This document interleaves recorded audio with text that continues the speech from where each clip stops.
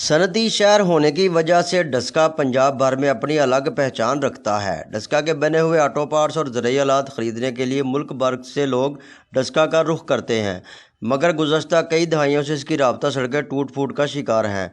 ख़ुसूसी तौर पर डस्का सियालकोट बाईपास, जो सैकड़ों देहात और शहरों को मिलाने के लिए इस्तेमाल होता है। कुछ ही फासले पर सब्ज़ी व फ्रूट मंडियाँ, जहाँ लोग रोज़ाना ख़रीदारी के लिए आते हैं।